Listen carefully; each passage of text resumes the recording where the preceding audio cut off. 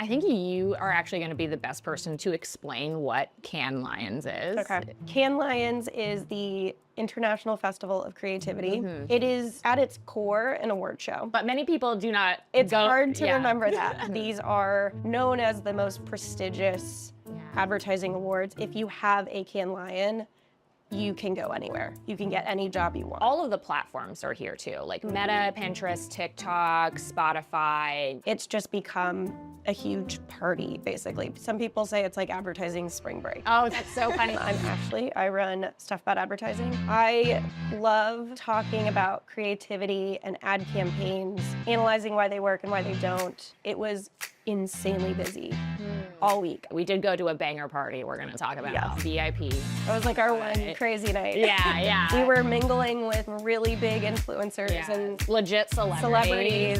I feel like every 30 seconds we would be like, oh my God, what was your goal coming into this? And I wanted to really just put myself in front of as much of the industry as I could. And say like, here I am, this is what I do, this is how I can help you.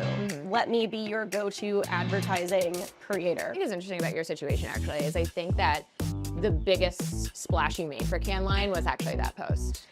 It was. Explain the post. Yeah, so do you think you will come back next year? I'm not sold, especially thinking about. Cheers to Cannes 2025. Cheers. It has been a whirlwind. I know.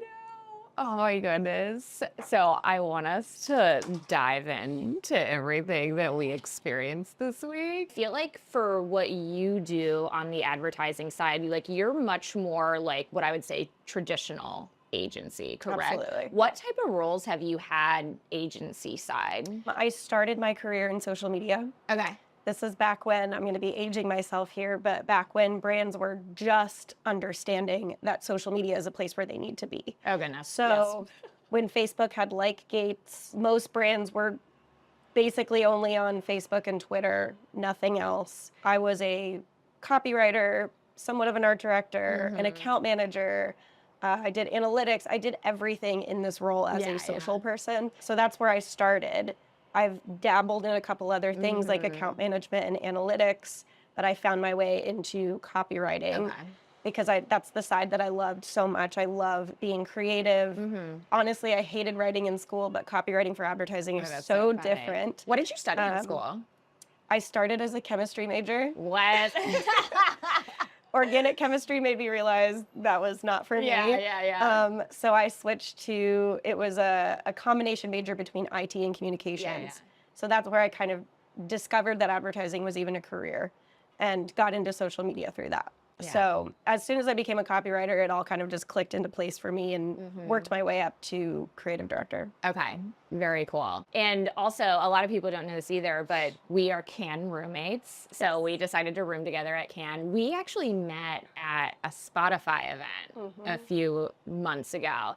And I think it was you that just happened to mention, you're like, I really want to go to Cannes this year. And I was like, we should do it. I don't know how it came up. But I was so excited to finally meet you in person. Same. And I feel like we clicked immediately. And so I just poured my heart out to you. And Cannes was something that was on the top of my mind. And I knew that it wasn't really financially going to be a smart decision for me. Nope. I've made so many bad decisions this week. Wow. And it's an expensive trip. Yes. If you're paying for it by yourself. Which we were. It is very difficult. And for me, that's why it just kind of seemed like it was never going to be a possibility for me. So when we chatted about potentially going together and sharing a place, I was like, oh, maybe this can happen. It's like more attainable. So I was very happy that you were down. It's so funny because I'm going to be so honest. I don't know that it was totally on my radar for this year. Like I had heard you talk about it online and I had heard some of my other creator friends in New York talking about it. And I was like, maybe. I'm just really impulsive. But when we met and you're like, I want to go, I was like, let's go. And then when you went back home, I texted you the next day. I was like, so let's plan this. Yes, you really were the driving force. I know. And normally that's not my personality, but I was like, I'm glad you did that though, because that's very much not me. Like I would sit back and just let it pass me by. So I'm so glad you really urged me to do it. Yeah. So if you could sum up like what your experience was this week, do you think you will come back next year? Are you like, yes, I love this, I'm in, or like, what's your feelings on it? I feel like I'm still deciding. I'm not sold, especially thinking about paying for it by myself. I don't think I'll pay for it again. That's That's like where I'm at. Like, I think that's where I'm at too, yeah, to be honest. like I had talked to a few creators, even creators that didn't come, and they're like, wow, this event seems so crazy. Like, we should all go. We should do a thing. And I'm like, no. Like, I don't think that's going to be for me next year. Like, number one, there's about 500 events that you could possibly go to throughout the week. So it's already a part-time job trying to Tetris your schedule into something that makes sense. And it's cool when you have like people to meet. Like I understand why like big agency people come here and they're just like meeting after meeting after meeting. But if you're not going with a brand that doesn't like occupy a big chunk of that schedule, like there is an element of like you're always missing out on something. You're always hustling to get somewhere. And with the heat and like the way that Cannes is laid out, like you are exhausted. Yeah, by, everything is so spread out. Yeah. And there's the main walking area where all of the brand beaches are set Yeah. up. There's the main festival grounds, which are on one end of this main walkway area. And this area is like probably a 15, 20-minute walk all the way across. Yeah. We are north of that in our Airbnb at like a 25-minute walk. So just to get down there, it takes 25 minutes. And then you have to walk across. And then outside of that, there are villas everywhere up in the hills. Ooh, yeah. Brands and agencies and stuff will rent out a villa and host their own talks and events and stuff there. So you have to either walk or Uber up to there. And it is so hard to get to everything. I was not expecting to have to allocate a 2-hour chunk of my schedule to go to a villa and then have to get back to the main area. It's so complex. Yeah, it's really complex. But I will say one of the villas that we went to, you got to speak at, or you got to moderate a panel, which I thought was really, it was one of my favorite talks. I appreciate that. Of the entire Cannes. No kidding. So why don't you tell them what your talk was about and like also how it felt to like speak at Cannes for your first Cannes, which I think is very, very cool. It was actually a total last minute thing. Yeah. I had posted on LinkedIn that I was coming and an agency reached out and said, hey, we need a moderator for this panel. We think you'd be a really good fit. So it was kind of a last minute thing. Yeah. The panel was at the Brands and Culture Villa, and it was called Niche, Reach, Intimacy at Scale. So it was basically about how do you talk to your audience as a brand in a way that doesn't feel like you're just shouting things at them, but you're actually communicating. It's a two-way street. Yeah, like you're that community element. Yes, they feel like you're part of their community and not just a brand encroaching in their space. So it was how to do that. We talked to some brand representatives who have done that before, 7-Eleven, DoorDash, and then the CEO of an agency called Cole McVoy. And they really gave me freedom to write the questions. Yeah. I expected them to have it all done and like I would just kind of be the voice. So it was exciting to be able to Oh, I didn't know that. You got to really curate it. Yeah, they said, here's the description of the panel. Yeah. Ask what you want to ask. So they told me about the guests and I dug into the work that they've done. And what I do as a creator is I follow my curiosities. Yeah. So I just treated it the same way. Anything I would ask them just in normal conversation is what I asked them in this panel. So I'm really happy with how it went. I thought I was going to be super nervous, but I was actually fine. Smashed it. And like I said, I was like, really like ace presentation. Thank and you. like people were super engaged, which was awesome. It was a beautiful villa. That was one of my favorite spaces, I think. Yeah. Because it was away from the hustle and bustle. It felt cooler up in the hills in terms of like temperature. Yes. Like it was also like cool, but it was just like a really nice setup. It was more intimate too. Absolutely. Like there were some talks that I went to that would have like 200 people standing around a room. And I was like, this just feels like weird to have to like get up and talk about advertising too. And Yes. I'd say actually this is one of my critiques of like the entire week is like when people say, oh, there is like an event or a talk at Cannes, it's almost primarily panels.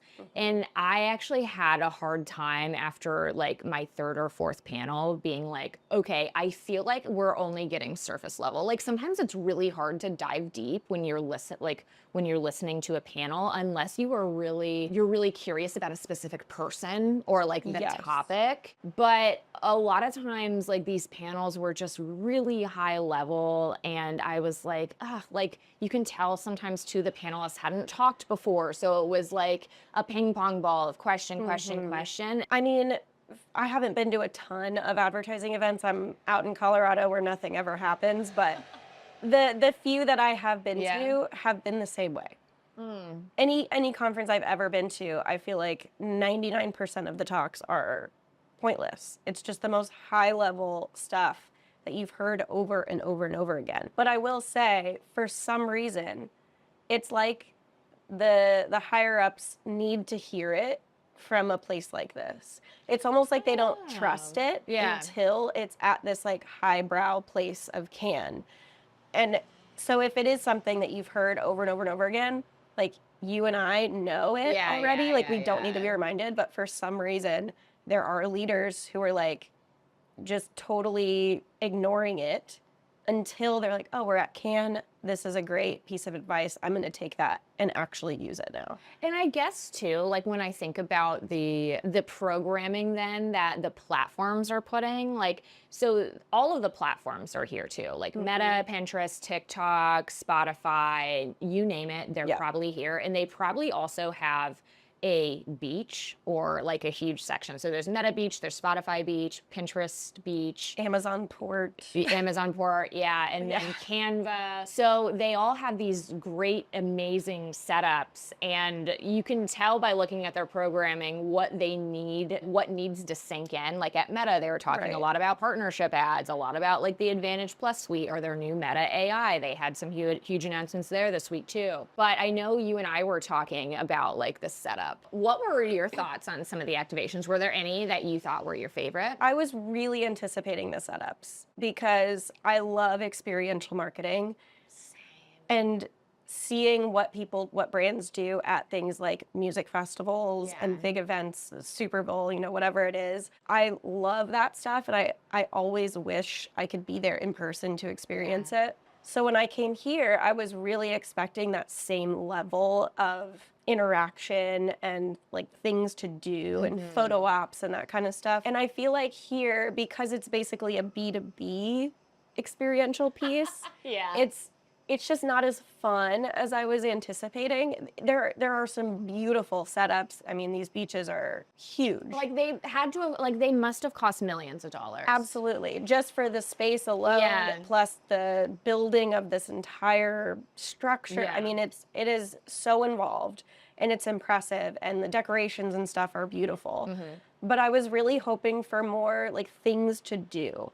I think Pinterest has their setup is called Manifestival, and they design it so that it feels like you're in a Pinterest board. So like you're getting to explore all of these different hobbies and things in aesthetics to try out. So yeah, like their fisherman aesthetic was their tattoo area. Cute. They had you could decorate hats, do some screen printing. There's all kinds of stuff, but at the same time, because that was one of the only places that had a lot of that interactive stuff, it was insanely busy all week. I went there multiple times to try to do stuff, but the lines were at least 30 minutes long for every activity every time I went there. I did not make it there. I was like, I'm tapped out.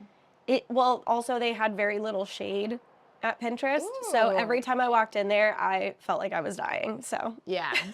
Now you had a ton of people that you were meeting, other brands. Like, what was your goal coming into this? So because it was such an expensive trip, my goal was to make some connections that could lead to potential brand partnerships or consulting gigs or speaking gigs or whatever in the future. I also really just wanted to make myself known as a creator in the space I do know that I have a very loyal following within You the had so many industry. people coming up to you. They love I did. you. I was so happy to meet some Yeah. of my followers here. Like that was definitely a highlight of the week for me. I'm so happy that people felt comfortable enough to like come up and say hi, and Yeah. I love that. But I feel like because I live in Colorado, I feel very isolated there. Yeah. And when the ad industry is very much LA and New York, Yeah. in the UK, I just felt like I didn't have enough exposure, I guess. Yeah. And I wanted to really just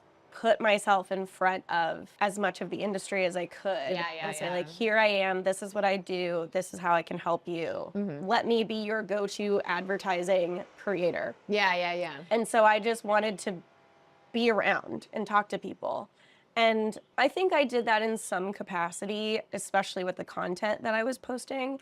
But the heat really makes it difficult to just kind of mingle Yeah. because you just don't want to be outside. When Like, you're not your best self. no, Like- you're sweaty and gross. You're annoyed at everything. It's just, it was a lot more difficult to just have those Yeah. spontaneous connections that I've heard so much about at Cannes. It wasn't clicky, but you could tell people were kind of in their groups, and it was a Yes. little hard to break out of those groups. My goal coming here was I wanted to have a lot better relationships with the platforms specifically. So I have an amazing relationship with Meta. I actually got to work with Meta a little bit while I was here, which was awesome. I wanted to have some more FaceTime with Pinterest, with Amazon, with TikTok especially, and Canva.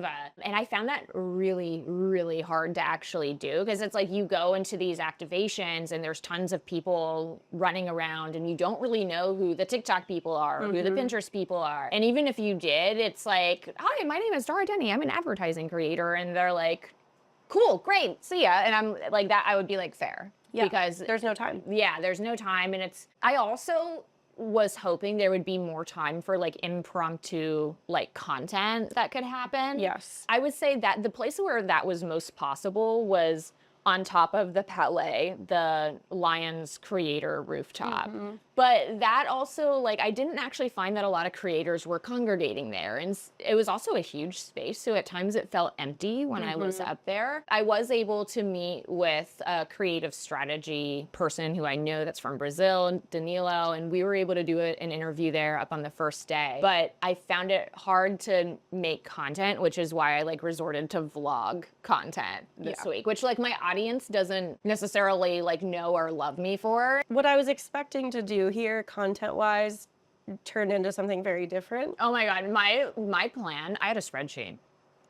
Did you? Yeah. Amazing. Okay. Like, It's very hard to do content here. One thing is the internet. oh my God. The internet is so basically slow. non-existent unless you're on the festival grounds where there is actual Wi-Fi that you can connect to as a pass holder. Anywhere else, it's going to take 20 minutes to post anything, if not longer. The biggest thing, though, I think for both of us that we were experiencing is like there's just no time to do content because you're racing from place to place. You might shoot some footage here and there, but when do you sit down and edit something?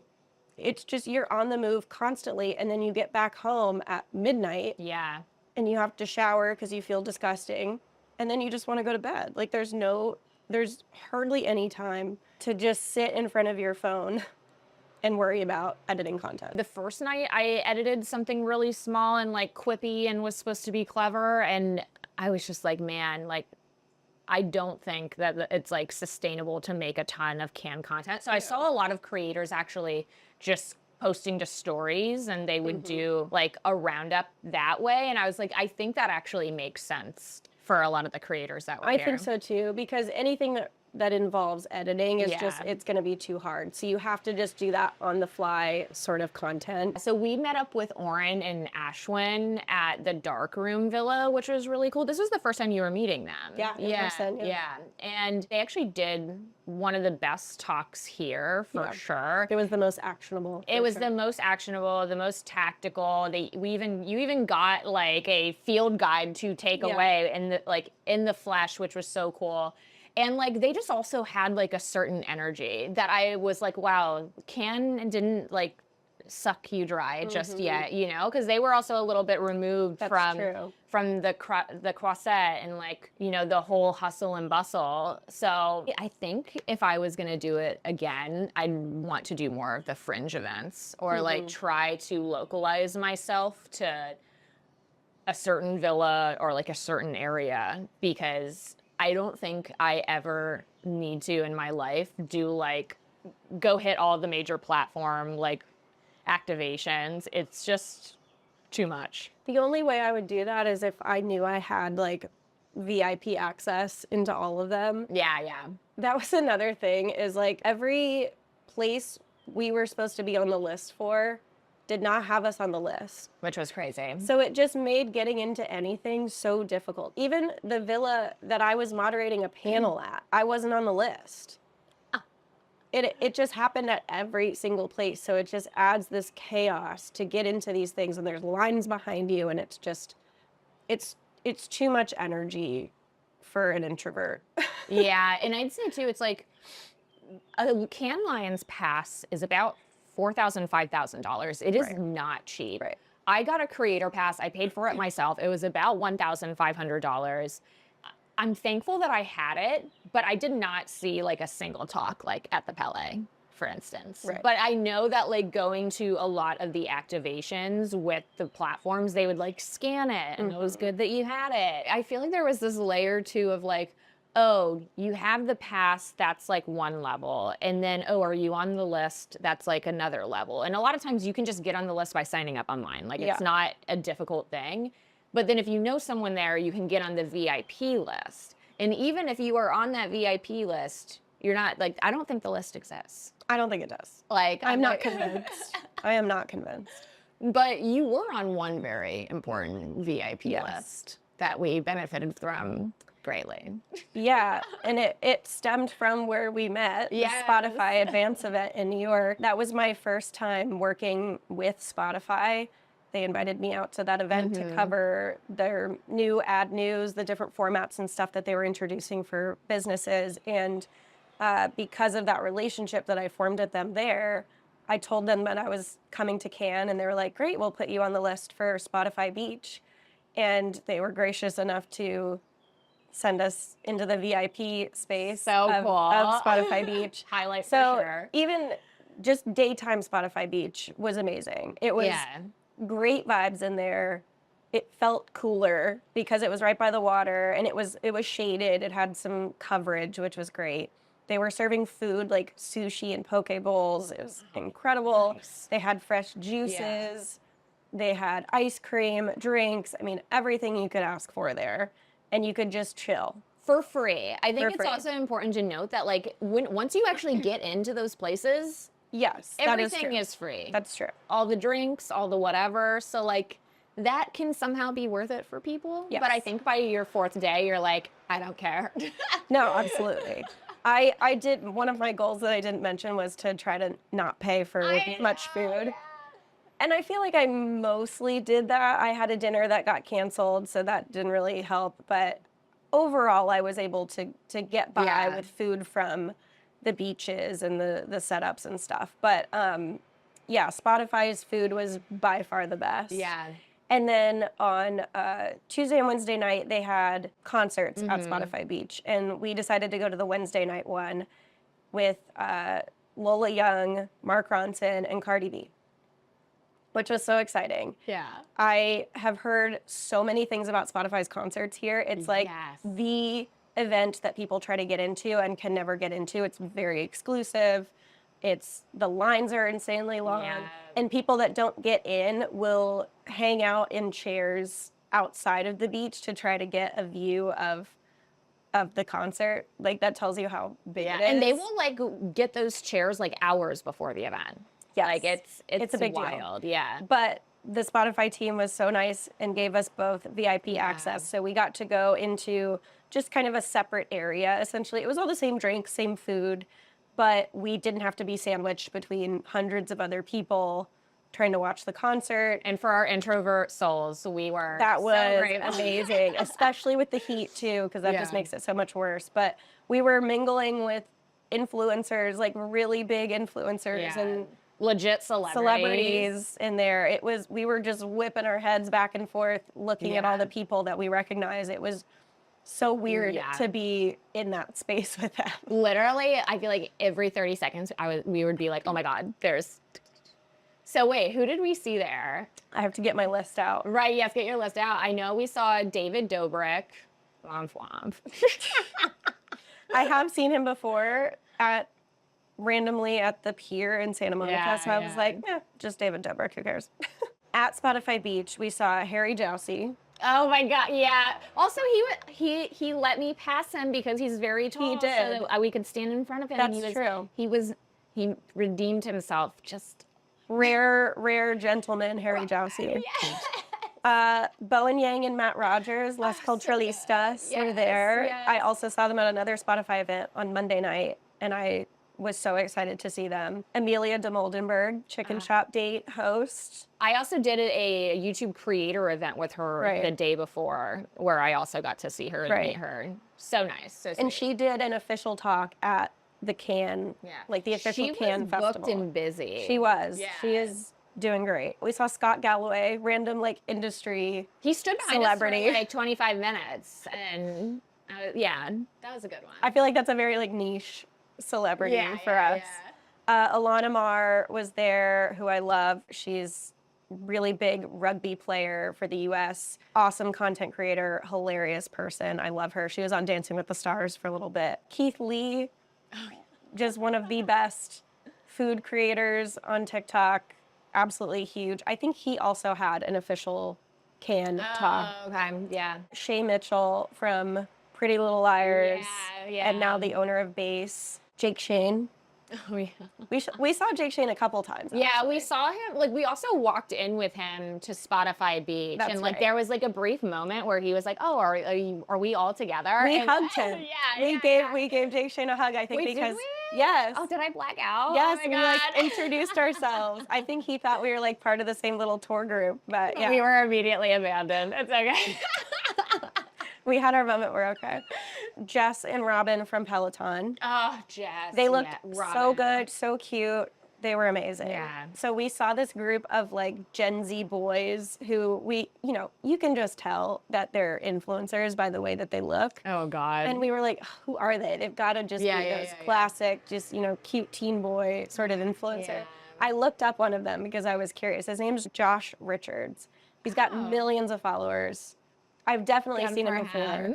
I was just like, there were so many people that you recognize, but you cannot place them or figure out what their name is or how you know them.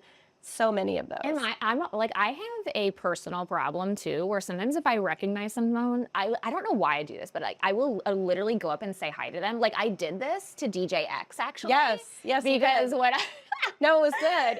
It felt very natural. It was good. But it was like, you get one drink in me, and if I see someone I know, I'm like, oh my God, hey. Yes. And I did it to DJ X, and he was so sweet, and like, honestly, he stayed way past the requirement. He did. We talked to him for 5 minutes. Yeah. Like, such a nice man. He was so nice. I never felt like we were like taking up his time or like he was trying to leave. Like, I was actually trying to leave because I felt like, oh, I don't want to take up his time. I was trying to leave. But he just kept talking, and I loved it. It was so great. Yeah. Heather Gay from the Salt Lake City Housewives was there. Oh, Justine.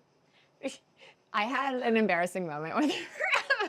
I don't think it was as embarrassing as you said. It's because I was going to say, hi, I'm Dara, but then I accidentally said, hi, Justine, but then I thought I was introducing myself. That was at the end of the night, and she was so nice, though. So sweet. Yes, because I watched her back in college. Like, when I first started watching YouTubers, she was one of the ones that I watched. So it was cool to have, like, a millennial influencer there instead of just all the Gen Z people, which are fine. And then randomly outside of Spotify, yesterday, I was in the lobby of the Carlton Hotel, which is where TikTok is. Yeah. Timbaland was walking through the lobby in sweatpants and socks and slides, just like shuffling from a relaxed the elevator to the reception desk. I saw him twice, and I was just like, I literally did a double take because I'm just walking through this very busy lobby, and Timbaland is just there. Do you want to know who I saw at the Carlton Hotel? Serena Williams. Oh my gosh. She literally was this close to my face. That's the place to be. No, it's the best place for the celeb sightings, and also it's like you're air conditioned, you're calm, you're relaxed. It's chaos. But she walked right by me, and I was with someone else, and I was like, "That's Serena Williams." That's amazing. And she totally missed her because they whoop. Oh, That was a good one. I love that. Also, Anthony from Queer Eye. I saw him. Yes, Anthony. Yeah. I love him Yeah, so Anthony. much. There we go. He's, Yeah. I saw him at the first Spotify thing I went to on Monday. Yeah. Actually, the next day, I just saw him like walking down the Quasset, and I was Really? like, We also saw Anna Sitar, who's another big influencer who I've followed before. And then just walking down the sidewalk on the first day, I saw Jason Kelsey. "Oh, He was in such a good like one." a floral two-piece button-up shirt and shorts. Yeah. Just walking by himself in the south of France, Yeah. Jason Kelsey. I would love to see Travis Kelsey. I think he was here. I heard Yeah. Brad Pitt was here. Brad Pitt, why? For the F1 movie. Yeah, maybe. for the F1. And then the other person I would have loved to have seen was Patrick Schwarzenegger. Apparently, they did like a really fun interview with him, and they served pina coladas. So Amazing. I love that. Yeah. I wonder if everyone was like, should we drink this? Yeah, I would be like, no, thank you. Dang. Yeah, I mean, there's celebrities abound here. Yeah, and influencers. Like, I kind of feel like, Yep. like I said, everywhere that I went, I was like, wait, how do I know you? Well, and for context of why there are so many creators at an advertising festival, Cannes is really trying to push creators.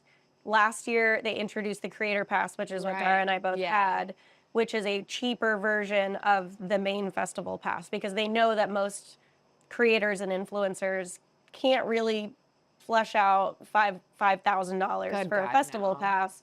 And then this year, they continued the Creator Pass and they doubled the amount they were giving out. So they are really trying to go hard on creators. I think they really want to make this the place to be for creators. Like, otherwise it's really just VidCon. So I think they're trying to make this more of a destination for Yeah. creators. And then all the platforms that have their own things going on, they all bring some influencers and creators with them. So they Yeah. will sponsor a couple people and have them do talks or panels or whatever. So that's how a lot of them got over here. Yeah. But I do know there were a lot of creators who paid their own way, just like us too. Yeah, So paid their own I way, think came solo. people are just kind of feeling it out, seeing like, is this a place for us or not? We'll see how it goes. I think the difficulties with the internet and making content here is definitely an issue for them. Yeah. So And, we'll see. And two, it's like, I don't know. Like, you could tell there was a really big divide between like the advertising people and Yes. creator people. Even though this is, for all intents and purposes, it is like a networking event, essentially. Mhm. I didn't see like a ton of like intermingling between like advertising people and like creators. Like, unless you were at the No. platforms, maybe there was a little bit, but Well, and I'll be honest, from my experience in the industry, most advertising folks don't know influencers. They're Yeah. not on the platforms. They don't like I remember the first time I saw David Dobrik was years ago. I was on a shoot in LA, and this was like when he was still super big, hadn't been, all those accusations and stuff hadn't come out yet. yeah. And I saw him and I knew who he was. So when I went back to my agency people, I was like, I just saw David Dobrik. And they're like, who's that? And I explained who it was, and they're like, okay. And that's still kind of the vibe now. I think Yeah. people understand the value of influencers and creators now, but they still just don't know who they are. The number of people in the industry who don't know who Alex Earl is, it's Crazy. wild. Yeah. And Kai Cenat was here, and from what I heard, his talk was not full. Like, you would expect the biggest streamer to have a huge crowd, but this industry, it's just kind of out of touch. And that's partially why I do what I do, to try to keep people in the know and understand what's going on in culture. But yeah, there is definitely a strong divide, and they're gonna have to figure that out if they want creators to keep coming back. Yeah, I think too, it's like VidCon starts today. Yes, So the there's- overlap, yeah. So there's an overlap. And when I told people, oh, I'm going to Cannes, they're like, oh, so you're not going to VidCon. And I was, Right. And it's like, okay, if Cannes wants to be a destination for creators, which I just have a question mark about in general for several reasons. But one of which is like, it's really hard for people. Like, do people have to decide? Like, can't they spread them out a little bit? Like, Well, and there was, I think it was last year, yeah. VidCon and Cannes decided together to schedule apart so that there wasn't an overlap, Yeah. because that was an issue for a lot of people, especially in the industry. And with them introducing the Creator Pass, I think they were more cognizant of that. Yeah. But then I guess that just went away this year. Yeah, they were like, no So thanks. that's definitely an odd decision. I don't know if they're going to maybe come to some agreement in the future to figure that out. They're going to have to if they want to keep going with creators. Yeah. Do you think if you decide to come again, like the situation's different, like maybe you have a few talks that you're going to do you think you'll try to get the press pass again? Because what I think is interesting about your situation actually is I think that the biggest splash you made for Can Line was actually that post. It was. Explain the post. Yeah, so since I cover advertising news, I thought, I can't afford the regular pass. Let me see if I can qualify as press for Cannes because they get a free pass. And I looked through their guidelines, and when I first read them, I was like, "Oh, no, this isn't for me. Like, I'm not gonna qualify." Yeah. But then I read into some of the details and the documents that they have in their guidelines, and there was a section called Sole Practitioners, and it mentioned having a social media channel. And so I was like, oh, that's me. That's where I fit into this. So maybe I can qualify as press. So I did the whole application. You have to fill out this form. You have to give them examples of what you do, what you have to outline your entire plan for content. Like, Yeah. I put a lot into this submission, and I feel like it was very strong. And I'm like the go-to news source for advertising people on social media. You also have a series that is Yes. dedicated to news. Yes, I do weekly advertising roundups every Monday where I tell people the stuff that I feel like is worth knowing that happened in the ad industry. So, and some people have told me that that's how they get all their news. That's how I get my news, especially because like you and I are slightly different versions of advertising. In right. performance marketing, you're more like traditional advertising. Yeah, it's been a helpful resource, and people have said that they get their news from that instead of reading the traditional publication. So Yeah. I thought, let me just try. I know it's kind of a long shot, but I'm going to apply and see what happens. And a couple days after I submitted, they rejected me. And I sent an email back, just curious, because they had told me in my rejection email that I should apply for the Creator Pass.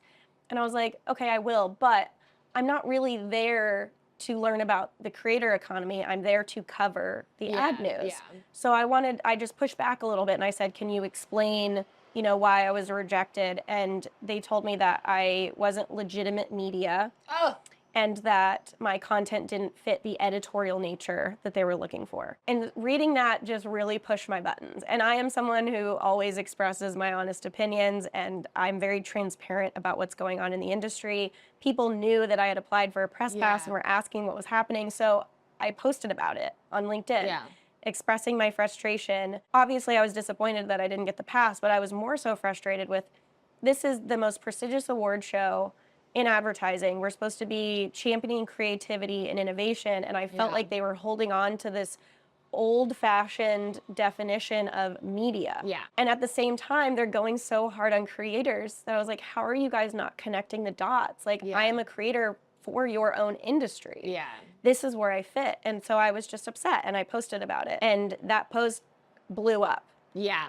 And because of that post, that's how I got the panel moderation and the invites to all the things, and I did some collabs with people, and like it all kind of stemmed from that post. that post. And I did end up having a conversation with the Cannes team after to talk more about the rejection. And they said that the main reason why I was rejected is because they're very protective of embargoed information. And embargoes, basically for journalists, they get information before it's allowed to be public, and an embargo tells you, do not post this publicly until this date and time. And so I think for them, they assume that creators, A, don't need embargoed information to do their content, and B, can't really fully be trusted with that information like they can trust a traditional publication. And I think there's issues with both of that. I personally get embargoed information all the time in my email. And I got embargoed information. So when I attended the press event with Meta on Monday, there was 11 pieces of embargoed information. And we actually had a long embargo. It was like 24 plus hours. Because they give it to you ahead of time so that you can plan what you're going to say, what you're going to write in your article if you're doing an article. And I just think it's weird that they assume that people who are doing video don't also need some I think it's because they look at time. creators as people who react. They aren't Right. like the source, Right. which I think is ironic because you were actually a source in a lot of the Yes. awards. Yes. Yeah. I was featured in multiple case study videos for awards, which was exciting.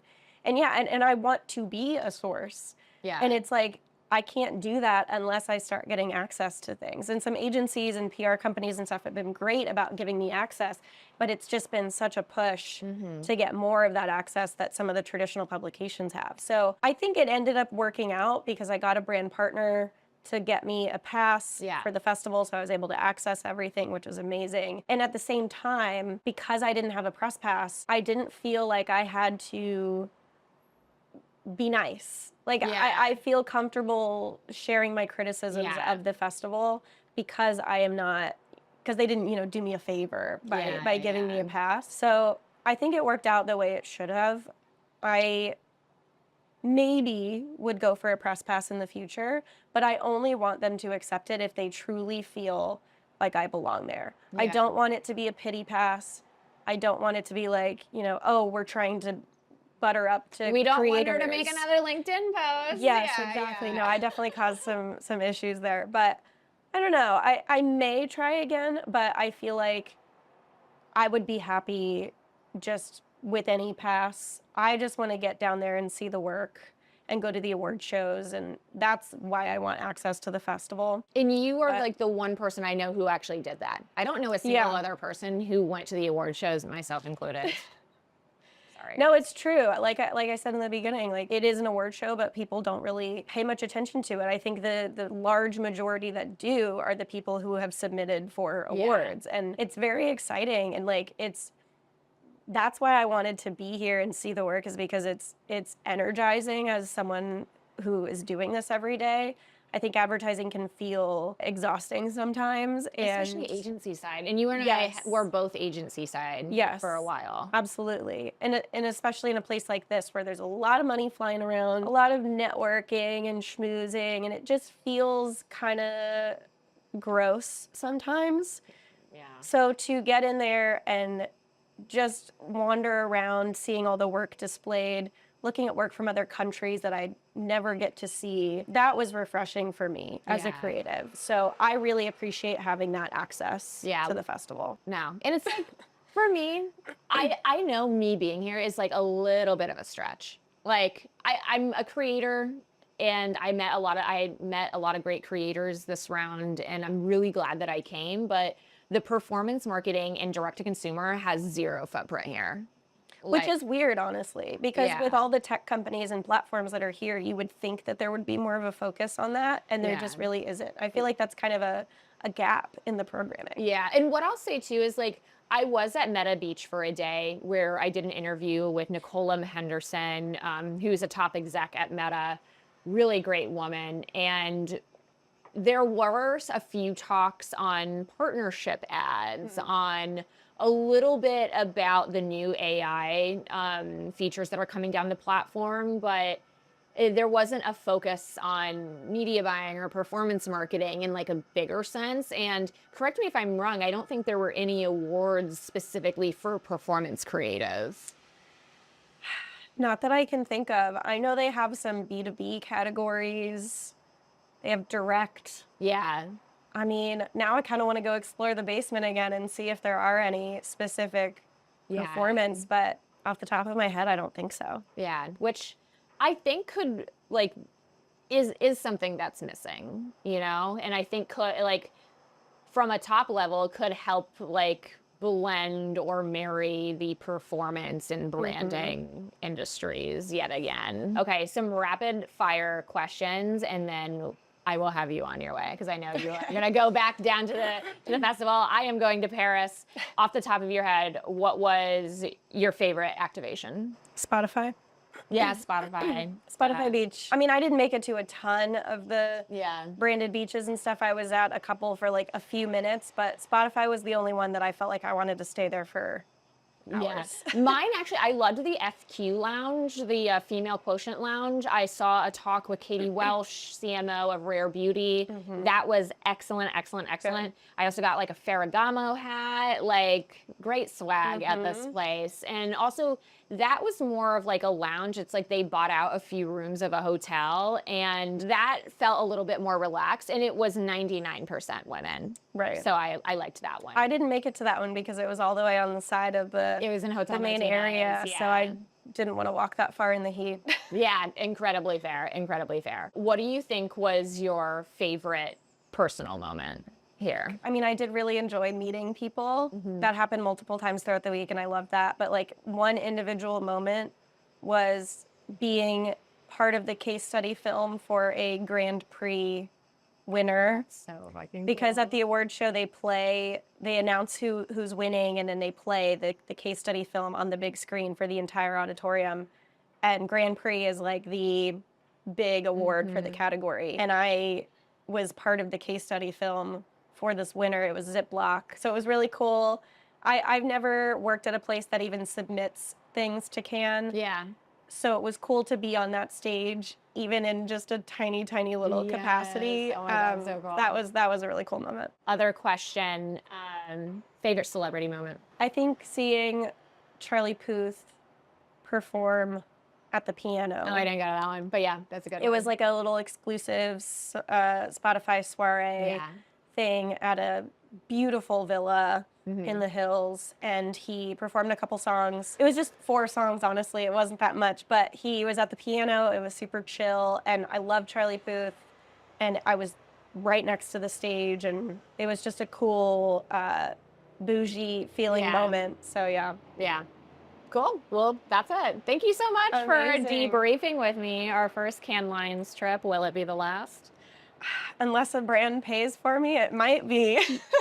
We are ready. Hey, brands, take us to Cannes next year. Exactly. Put us in a hotel up in the main area, please. Put us in a hotel. We will do a talk. She'll We will. moderate again. She did an A+ job. I will be on a panel. I will be slightly less impressive. No, you'll be amazing. Are you kidding?